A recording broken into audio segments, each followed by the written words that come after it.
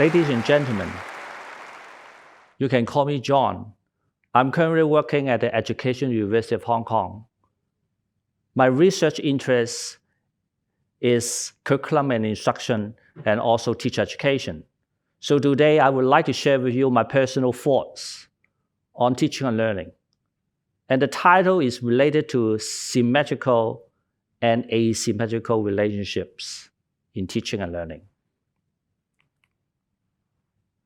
Obviously, first of all, before we discuss anything in detail, what is symmetry and asymmetry?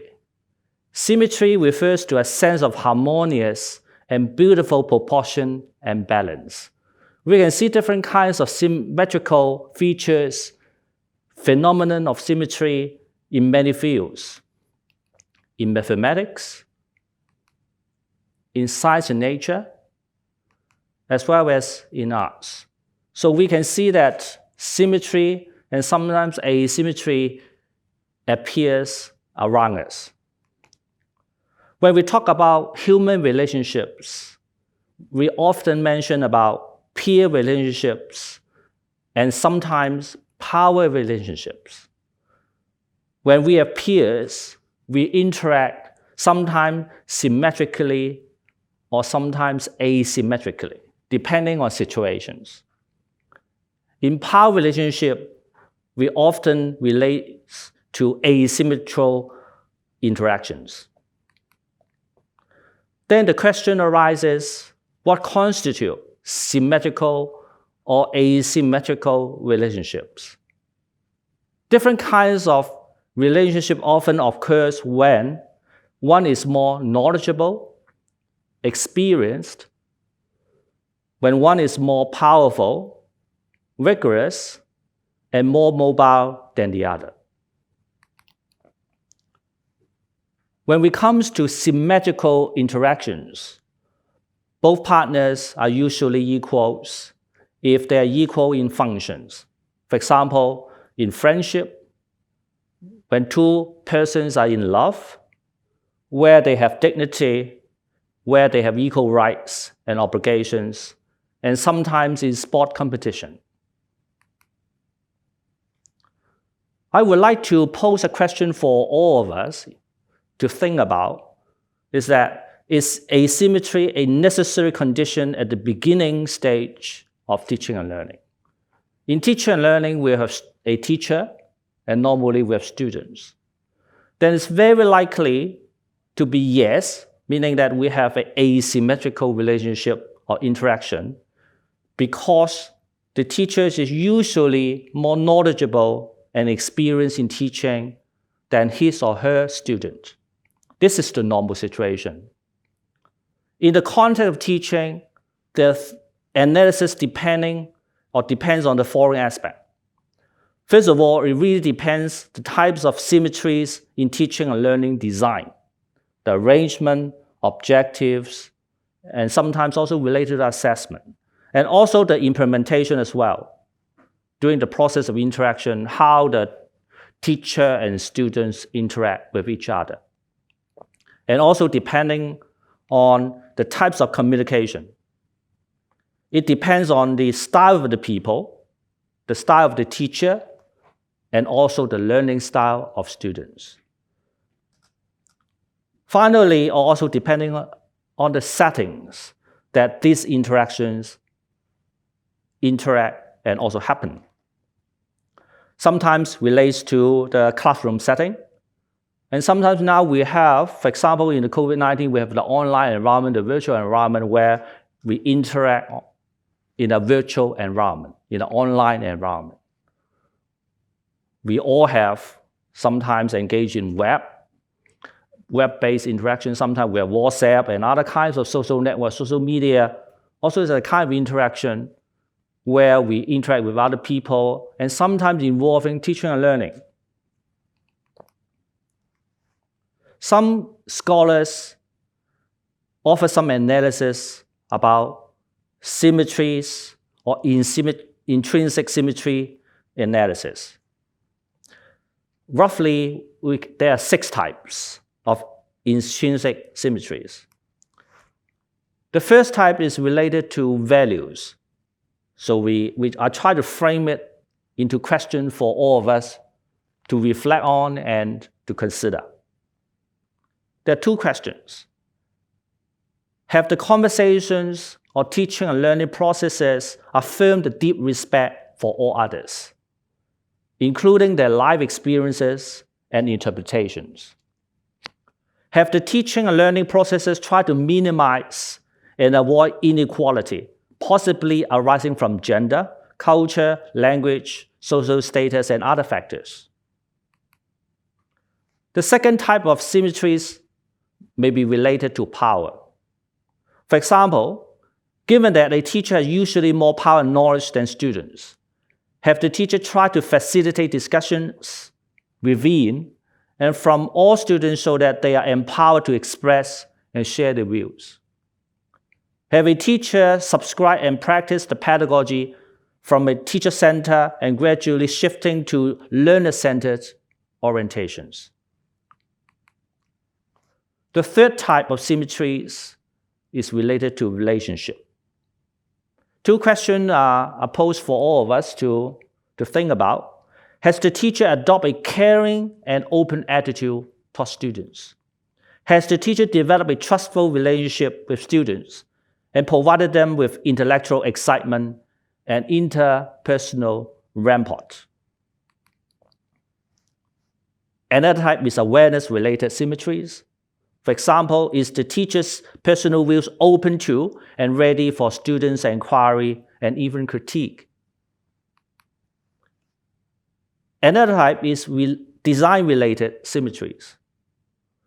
The question will be, is the teacher prepared to make adjustments during the course of study on content and teaching plans in response to student needs and make better use of spontaneous opportunities?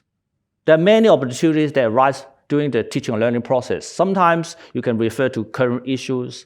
Sometimes you can refer to particular episodes in life, or to some extent, based on the feedback from students, that the teacher can build on some of the ideas. Another type is reflection-related symmetries. Is the teacher reflective on the processes and outcome of teaching and learning? And also have the teacher empower students to reflect on teaching and learning quality. So these 6 types and also the related question can help us to think about more deeply how to change from asymmetrical interactions and gradually shifting to more symmetrical interactions for teacher and students. Another question possibly arises, does symmetry imply a complementary, interactive relationship? From a communicative perspective, there are 2 types of communication. One type is called symmetrical communication.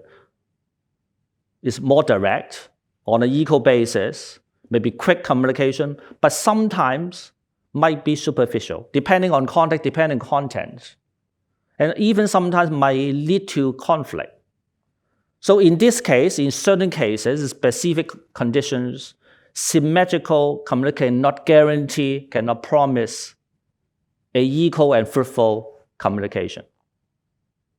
And there's another type of communication is called complementary communications. This may involve some indirect communication, implying and sometimes inferring key points. So it's a kind of interaction that complement, enrich the content, and engage in a more fruitful dialogue. Because we talk about teacher and learning, because we mentioned about teacher and students, how could we as teachers and learners move towards symmetrical relationship in teaching and learning? This really depends on fostering reciprocal relationship between teacher and student. A teacher may become a student, and a student could be a teacher. Sometimes we call it role swapping. Taking myself, taking my personal experience, I'm not very strong in ICT or use of technology.